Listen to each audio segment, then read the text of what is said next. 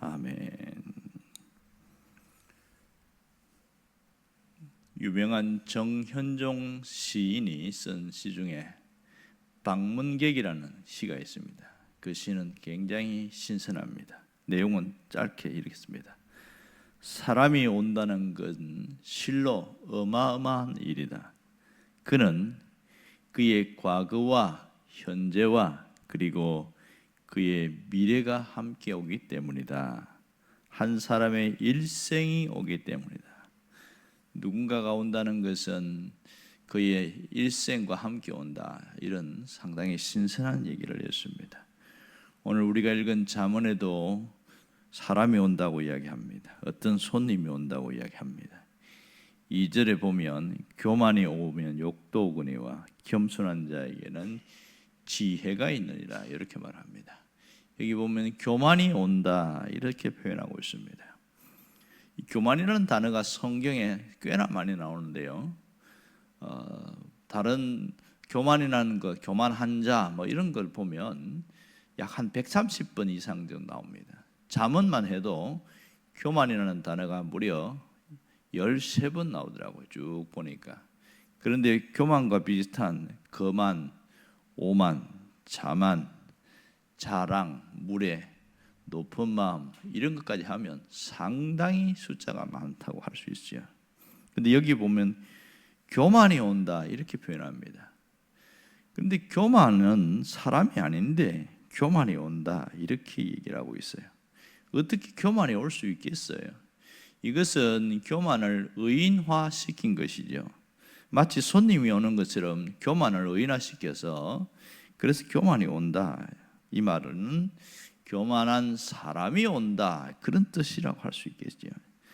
특이한 것은 교만을 말할 때 이게 교만한 사람이 온다 이렇게 표현하지 않고 교만이 온다고 하는 것이 마치 불청객이 오는 것처럼 그렇게 표현했다는 겁니다.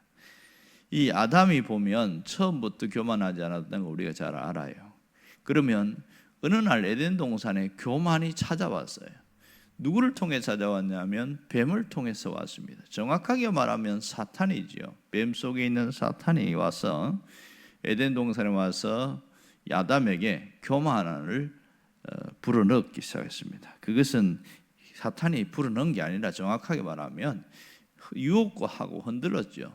너 진짜 하나님이 이거 선악과 먹지 말라 하더냐.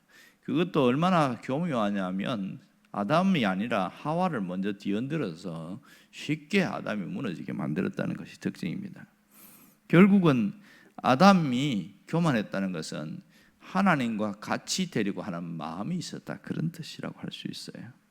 결국 하나님을 두려워하지 않는 마음이 생기게 만드는 게 교만입니다. 이해하죠?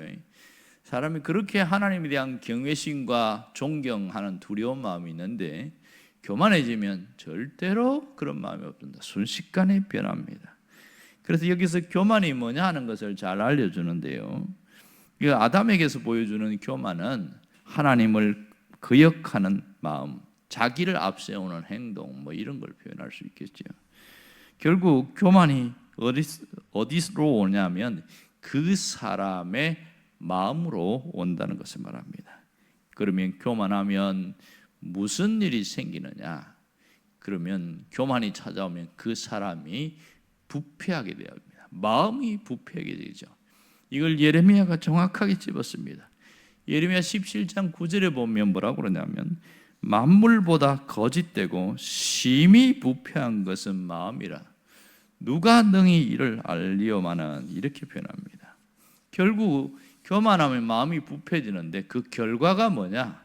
그것은 비참함과 불행이 찾아온다는 겁니다. 오늘 교만이 오면 욕도 오거니와 이렇게 말했습니다. 교만이 오는데 욕이 따라온다는 거예요. 욕이 뭡니까? 오늘 이 욕이라는 히브리어 단어를 보면 상당히 자극적인 용어인데요. 수치스럽다, 부끄럽다 그런 뜻을 갖고 있습니다. 교만이 오면 부끄러움과 수치심이 따라온다는 겁니다. 이 말은 교만하면 결국은 수치를 당하게 된다는 겁니다. 왜 교만하면 수치를 당하게 될까요? 그것은 그 속에 하나님이 없기 때문에 그렇습니다. 교만이 오면 부끄러움과 수치를 당하는 것은 그 교만한 마음에 하나님이 머물 곳이 없게 된 것이지요. 그래서 하나님이 뭐라고 그랬어요? 하나님은 교만한 자는 멀리 하시고 겸손한 자에게 은혜를 베푸신다. 그 얘기를 성경에 말합니다. 우리 잠언에서도 보면 잠언 3장 34절에도 보면 하나님은 겸손한 자에게 은혜를 베푸시나니 그렇게 얘기합니다. 야고보서 4장 6절에도 보면 하나님은 교만한 자를 물리치시고 겸손한 자에게 은혜를 주신다, 이런 얘기를 합니다. 하지만 이 세상에는 교만이라는 말을 잘 쓰지 않습니다. 그리고 굳이 교만이라고 믿지도 않고 생각하지도 않습니다. 요즘 교만이라는 말보다는 욜로라는 말을 많이 씁니다. 교만한 게 뭐예요? 내가 제일 중요하지. 이게 욜로라는 뜻입니다. 원래 욜로의 뜻은 You only live once. 한 번뿐인 인생이니까 현재에 만족하고 행복하게 살아. 이 좋은 뜻인데 이것을 젊은 사람들은 오직 네가 최고니까 너를 위해서 살고 하나님이라는 것도 필요 없다, 이렇게 살짝 변질되는 그런 형태가 나타나고 있습니다. 그러니까 교만이라고 말하면 꼰대라고 그렇게 말합니다. 그냥 욜로라고 이야기해야지 왜 교만이라고 그러냐, 그런 거예요. 한 번밖에 못 사는 그런 인생인데 내 인생 내 마음대로 살겠다는데 뭘 누가 그렇게 나를 건드리냐는 거예요. 왜 남을 의식하고 살아야 되냐, 그런 생각을 하고 있습니다. 그래서 이 욜로에는 부정적인 의미와 긍정적인 의미 같이 동시에 존재하는데 네 뜻대로 살아, 이게 욜로라는 겁니다. 그런데 성경은 분명하게 말합니다. 교만이 오면 욕도 찾아온다. 이 말은 너 평생 욕 먹고 살래, 이런 뜻입니다. 그러니까 욕을 먹어도 너 혼자 욕을 먹는 게 아니고 네가 하나님의 자녀인데 네가 교만해서 욕을 먹으면 어떻게 되냐, 하나님이 욕 먹지 않겠냐, 그런 뜻입니다. 그래서 여러분, 교만은요 아무리 강해도 쉽게 무너지는 특성이 있습니다. 전쟁을 연구하는 사람은 병법서를 보는데요, 주로 손자병법을 많이 보고 또 기타의 여러 가지 병법을 보는데 그 중에 공통적인 현상이 뭐냐면 전쟁에서 이기려면 적을 교만하게 만들어라, 이런 말들이 있습니다.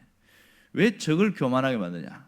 적이 자만하고 자기가 최고인 자고 다 된 줄 알고 그때에 가장 약한 부분을 치고 들어가면 쉽게 무너진다는 거예요.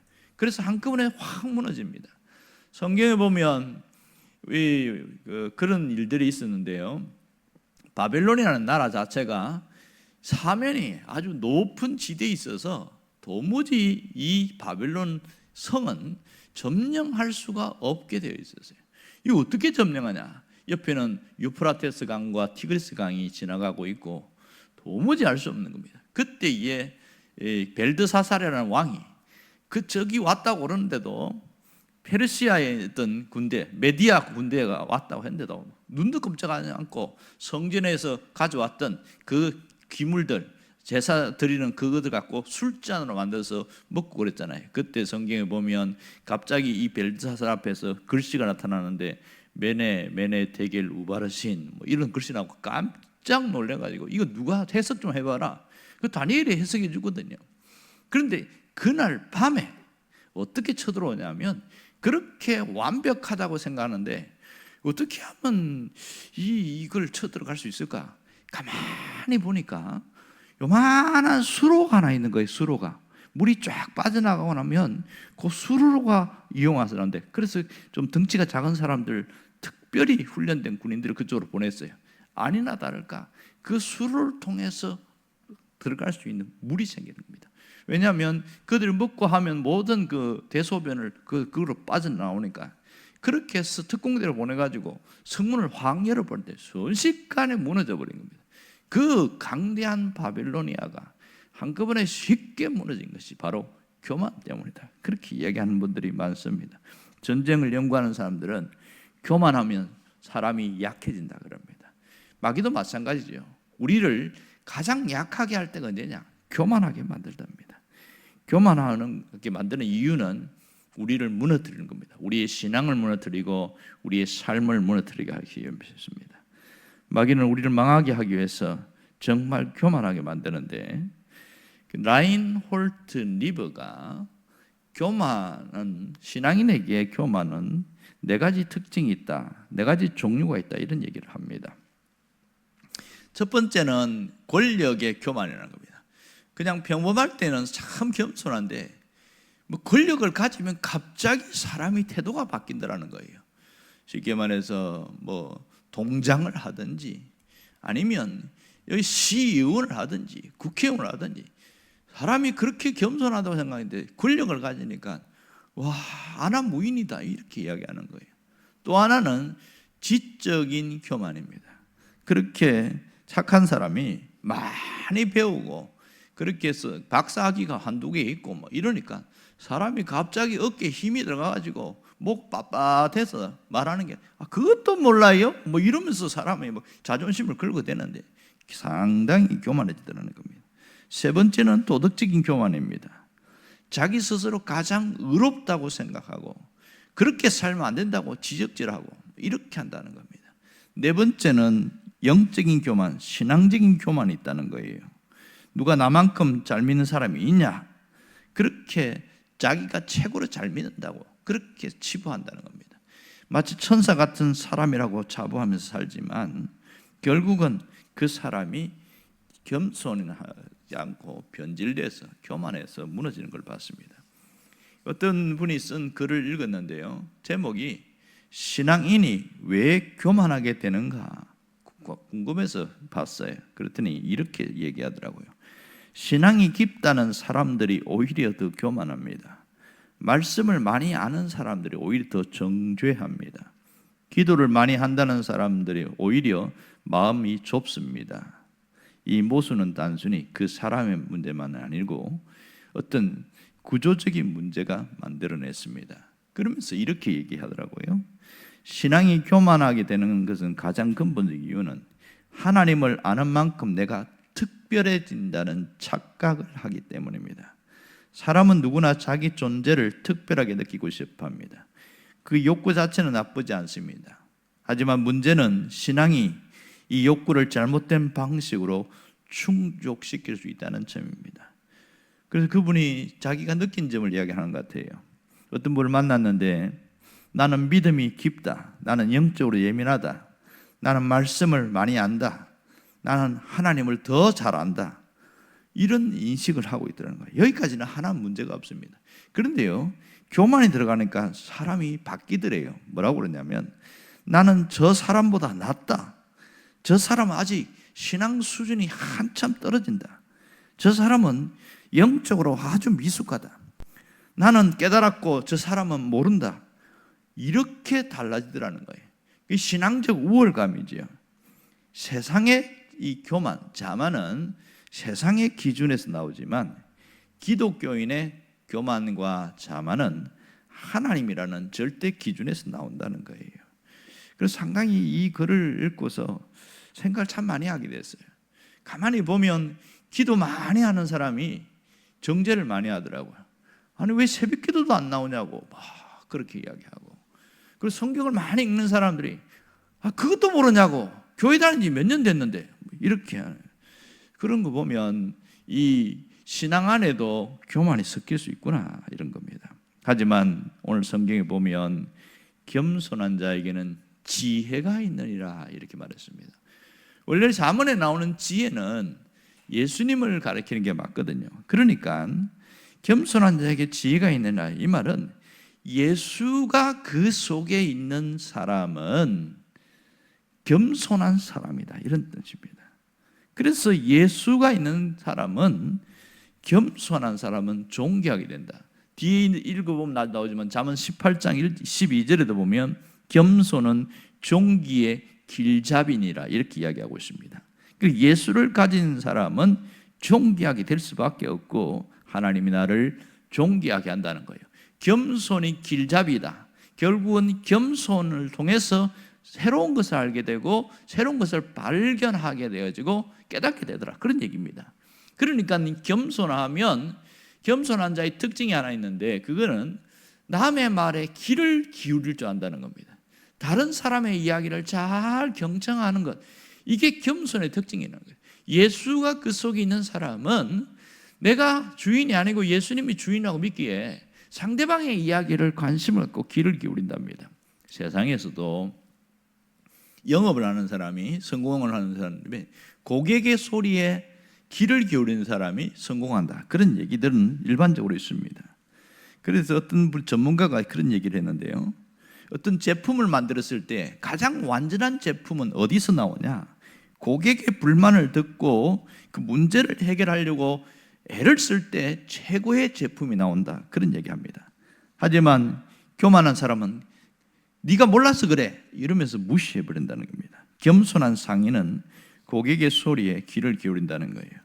그런데 우리나라가 서비스나 그런 것이 잘 돼 있고 특별히 고객의 소리에 귀를 굉장히 잘 기울이는데요, 남미의 LG에서 냉장고를 수출하는데 굉장히 특이한 게 뭐냐면 냉장고에 자물쇠가 있다는 겁니다. 그 왜 자물쇠가 있냐? 남미에 가서 냉장고를 수출했더니 이 주인들이 막 불만을 토로하는 거예요. 자꾸 음식이 없어진다는 거예요. 그러니까 좀 잘 사는 사람들이 냉장고를 샀겠죠. 거기 오는 이제 가사도우미라든지 또 일하는 사람들이 냉장고 문을 열고 가져간다는 거예요. 그게 대한 죄의식이 전혀 없다는 거예요. 그는 굉장히 속상하고 아무리 말을 해도 이해하고 그때뿐이고, 그래 막 불만을 토로하니까 아 그래요. 그럼 남미에 수출할 때는 아예 자물쇠를 만들어 가지고 그렇게 수출을 했더니 이게 폭발적인 반응이 일어나 가지고 와 드디어 내 것을 지킬 수 있구나. 그래갖고 너도 나도 다 LG 냉장고로 사는 그런 기이한 현상들이 일어났다는 겁니다. 고객의 소리에 귀를 기울이니까.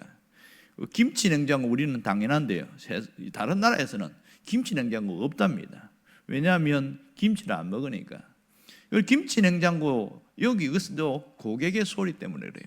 제가 설교를 준비하다가 특이한 걸 발견한 게 뭐냐면 우리가 고속도로 가다 보면 그 색깔 유도선이 있지 않습니까?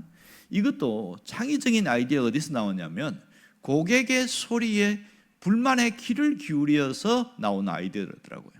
이 한국도로공사의 박석덕 차장인가 그래요.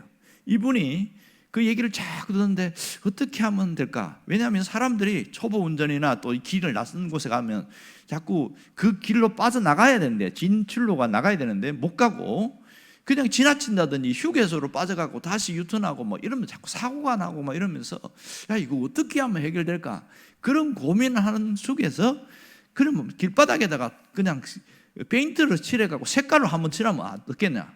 그래서 한번 어떤 지역에 시범적으로 해봤대요. 그랬더니 굉장히 좋은 반응이 있는 거예요. 야, 진작 이런 거 했으면 얼마나 좋았을까? 그러면서 200m 전부터 쫙 유도선을 색깔별로 다르게 해가지고 왼쪽으로 갈 때는 초록색으로, 오른쪽으로 가는 사람은 분홍색으로 뭐 이렇게 해가지고 또 그렇게 밑에 바닥에다가 선을 어디로 갈 건가를 알려준다는 거예요.